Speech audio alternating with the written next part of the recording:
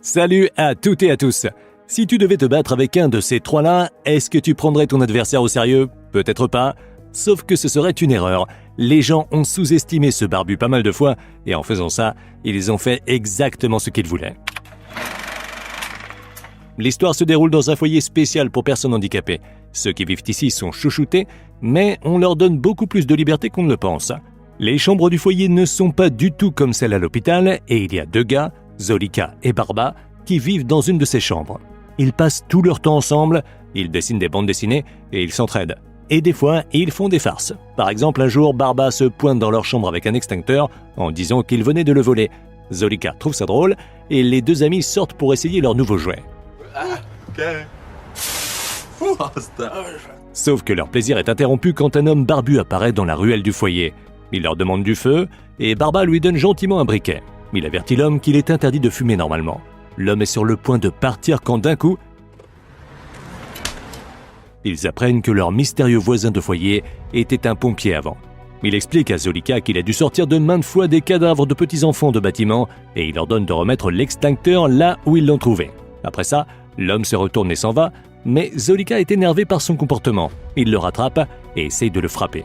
Sauf que l'homme barbu s'avère être beaucoup plus fort que prévu et il n'a aucun mal à battre Zolika. Une fois qu'il s'est calmé, le gagnant s'enfuit pour pisser dans une grille d'égout. Ensuite, l'un des deux amis lui demande s'il est le fameux Rupazov, la personne qui est arrivée au foyer après avoir fait de la prison. L'homme ne donne pas de réponse directe et parle un peu plus avec les garçons. Au final, il les invite à boire un verre dans le centre-ville. Les garçons sont choqués par le nombre de verres que leur nouvel ami commande. Zolika lui demande s'il est un dealer. Rupazov rit et demande pourquoi il pense ça. Il admet néanmoins qu'il pourrait avoir besoin d'un peu d'aide au travail. Par exemple, il a besoin d'un chauffeur. Barba se porte volontaire, il a une voiture. Bientôt, Zolika s'allonge sur un canapé et Rupazov demande ce qui ne va pas. Barba lui dit que son ami a mal au dos, mais leur nouvel ami ne montre aucune sympathie à Zolika. Il dit que son dos lui fait mal tout le temps aussi et que ça ne sert à rien de se désoler pour soi-même. Rupazov ne réalise pas encore à quel point les problèmes de santé de Zolika sont graves. Le lendemain, Zolika se rend chez le médecin avec sa mère et il découvre que son état s'est aggravé. Sa colonne vertébrale a un besoin urgent de soutien car elle courbe et comprime rapidement ses organes. La chirurgie est la seule chose qui peut sauver la vie de Zolika. Sa mère dit au médecin que son père, qui vit en Allemagne, est prêt à payer pour cette intervention très chère et qu'il serait heureux d'enfin aider son fils. Mais à l'étonnement du médecin et de la mère de Zolika, Zolika refuse catégoriquement l'offre. Pendant ce temps, Rupazov a ses propres affaires à gérer, des choses extrêmement suspectes. Il rencontre un gars louche dans un parc qui est assis et entouré de 4 Rottweilers. L'homme passe un paquet jaune à Rupazov et il lui rappelle de bien faire le travail. Plus tard, Barba et Zolika s'arrêtent à un food truck pour prendre de quoi manger pour Rupazov. Pendant ce temps, Rupazov se tient au milieu de nulle part et attend quelqu'un. Une voiture arrive soudainement et 4 voyous en sortent. Une autre voiture avec les 2 amis handicapés arrive. Un des voyous regarde avec mépris Rupazov et lui suggère de rejoindre les passagers de la voiture qui vient d'arriver. Quand Rupazov lui dit qu'il avait été envoyé ici pour lui transmettre des informations, le voyou sourit. Rupazov essaye d'utiliser des gestes pour dire aux garçons de partir, mais le gang se rapproche déjà de lui. Leur chef demande ce qu'il fait là-bas et Rupazov leur dit calmement « Rados, l'homme avec les Rottweilers, se retire de l'affaire et ne veut plus travailler avec leur ordure de patron. » Les voyous, bien sûr, sont choqués par son insolence. Le ton monte et le chef du gang poignarde Rupazov dans la jambe d'un mouvement brusque. Mais Rupazov ne ressent rien, il est complètement paralysé du bas. Là, le chef lui donne un coup de pied dans la poitrine et le mercenaire décide de ne pas perdre une seconde de plus. Après avoir réussi la mission, Rupazov se rend aux urgences. Là, il commence à flirter avec une infirmière et on comprend de leur conversation qu'ils sont sortis ensemble.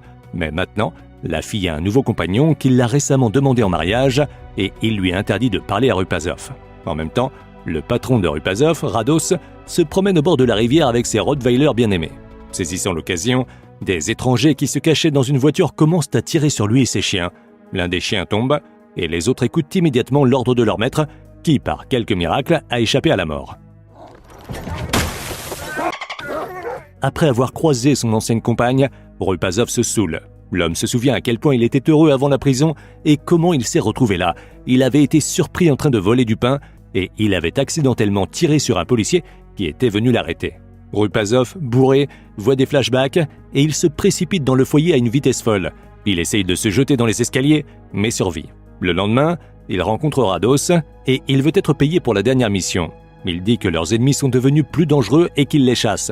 Mais Rados croit en son agent. Personne ne prend Rupasov au sérieux à cause du fauteuil roulant. Il est donc capable de faire face même aux ennemis les plus dangereux, comme par exemple le patron du clan ennemi, Tony. Sauf que, avant qu'il n'arrive à Tony, il devra s'occuper de son avocat. Mais il y a un problème, Tony a toujours des gardes du corps autour de lui et ne va que dans des endroits bondés. Mais ça n'arrête pas Rupasov. Mais il ne demande qu'à être payé plus et il promet de s'occuper de tout. Rados est content. Il est évident qu'il ne se soucie pas de savoir si Rupasov survit ou non.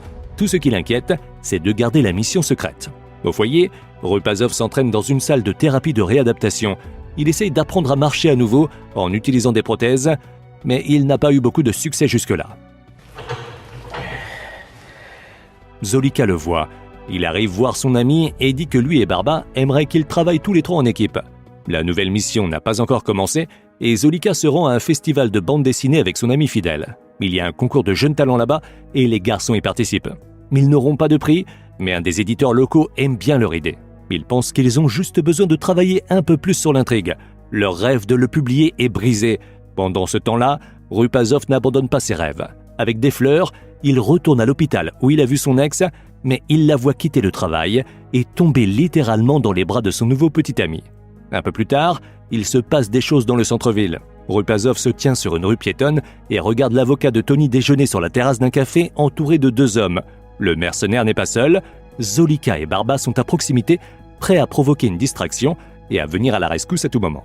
Ils font semblant de nourrir les oiseaux. Sauf que dès que l'avocat sort, pendant que des citoyens effrayés regardent autour d'eux, les gardes du corps examinent les fenêtres à la recherche du tireur d'élite. Mais les garçons quittent rapidement la scène de crime. Rados a vu toute la mission depuis une voiture à proximité. Zolika se retrouve dans le bureau du médecin avec sa mère, mais continue à regarder son téléphone et à insister qu'il ne veut pas subir l'opération. Le médecin le gronde parce qu'il regarde son téléphone et Zolika s'énerve, jure et quitte le bureau. Sa mère le rattrape et le gronde pour avoir agi irrespectueusement comme ça. Mais Zolika ne se laisse pas faire. Il crie que sa mère lui a menti toute sa vie. Il pense que son père n'est pas parti parce que sa mère et lui avaient des problèmes, mais parce qu'il avait honte de son fils handicapé. La mère de Zolika essaye de calmer son fils. Elle dit que son père voulait juste émigrer et qu'elle ne l'a pas suivi à cause de sa carrière olympique. Mais Zolika ne veut même pas l'écouter. Rupasov se rend au foyer en bus et y rencontre son bien-aimé. Elle l'invite au mariage et l'homme accepte, à la surprise de tous. Mais dans la soirée, Rupasov a une rencontre beaucoup moins agréable. Rados est furieux à cause de ce qu'il a vu la veille. Senki sem tudta volna megcsinálni neked ezeket a melókat. Azért vagy életben, de a társaidra nincsen szükség. Nyírd ki őket a picsába, vagy te vagy én. Rupasov est confronté à un choix difficile. Soit perdre l'argent et son rêve d'avoir de nouvelles jambes, soit il doit se débarrasser de ses nouveaux amis. Sans hésitation, il décide d'emmener Zolika et Barba pêcher avec lui. Barba a de la chance et il attrape un poisson. Il n'arrive pas à sortir le poisson, donc Rupasov saisit l'occasion et pousse Barba dans l'eau. Zolika ne comprend pas pourquoi son ami a voulu faire une blague aussi méchante. Il lui demande d'aider Barba à sortir, mais au lieu de ça, Rupasov le pousse aussi du ponton. Les garçons ne savent pas nager, donc Rupasov n'a rien à faire d'autre. Même s'il a tué beaucoup de personnes avant, cette fois, c'est difficile.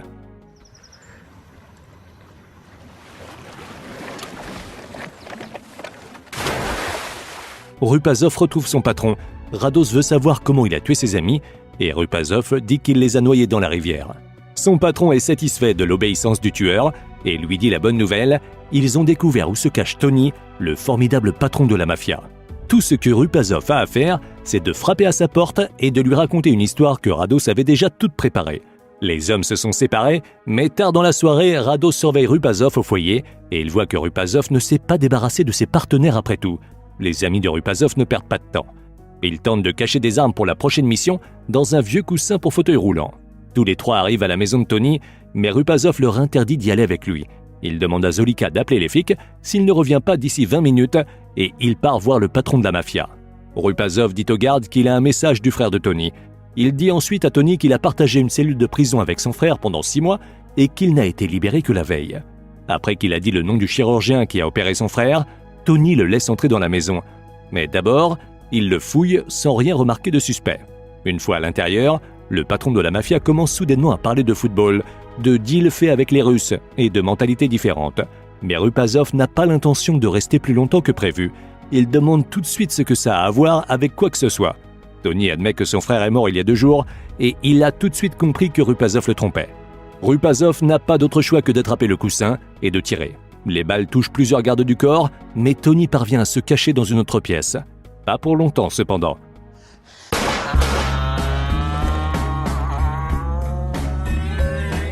Rupasov est à court de temps. Ça fait presque 20 minutes, donc il doit retourner à la voiture au plus vite. Il arrive à peine à la porte et découvre qu'elle est verrouillée. Il panique, appelle Zolika et lui demande de monter aux portes, puis ordonne à Barba de les défoncer avec sa voiture. Mais avant qu'il ne puisse le faire, ils entendent une sirène de police au loin, même si Zolika n'a pas appelé les flics. Rupasov dit à Zolika d'aller voir les flics et de lui donner du temps. Zolika réussit, il arrête la voiture de patrouille et dit aux policiers que 2 hommes bizarres viennent de partir en courant dans la direction opposée. Barba, quant à lui, s'occupe des portes. Quelques heures après, les 3 amis sont assis près d'un feu et brûlent le fauteuil roulant de Rupasov. Mais pour une raison quelconque, il n'est pas du tout satisfait du succès de la mission. Il dit à Zolika et Barba qu'ils sont juste chiants, donc qu'il les paiera et qu'ils ne travailleront plus ensemble. Rupasov part voir Rados en espérant être payé, mais son patron l'emmène dans un endroit étrange. Rados informe Rupasov qu'il est temps pour eux de se dire au revoir et il montre la potence qu'il a préparée pour Rupasov. L'homme ne veut pas se pendre, mais son patron le menace avec les Rottweilers et le force à le faire. Une fois seul, Rupasov parvient à marcher à travers les liens sur ses mains. Pendant ce temps, la santé de Zolika ne fait qu'empirer. Barba s'occupe de lui et il lui montre une nouvelle partie de la bande dessinée basée sur leurs aventures avec Rupasov. L'histoire touche à sa fin. En pleine nuit, le téléphone de leur chambre sonne. Rupasov a changé d'avis et il a décidé de les revoir. Dans sa chambre, Rupasov dit à ses amis que Rados les cherchera et que le seul moyen de s'échapper, c'est d'agir plus vite que lui. Barba trouve une bonne idée, mettre un téléphone avec le GPS allumé dans la voiture du mec et de suivre ses mouvements. Pendant que Rupasov se rend au mariage de son ex avec Zolika, Barba part en mission secrète avec 2 gars. Tout se passe mal. Rupasov commence à draguer la mariée pendant le mariage et Barba et ses assistants se font presque attraper par Rados. Mais un nouveau jour arrive et le trio attend déjà le patron criminel près de sa maison. L'idée avec le GPS a bien marché. Le soir, Rados rentre à la maison comme si de rien n'était. Rupasov et Zolika l'y attendent déjà. Le tueur, comme ressuscité d'entre les morts, exige son argent. Mais Rados ne lâche pas, il leur montre la clé du coffre-fort et leur suggère de prendre l'argent eux-mêmes. Mais les chiens les attaqueront s'ils voient une arme. Rupasov dit juste qu'il aime les défis et dépasse toutes les attentes de son adversaire.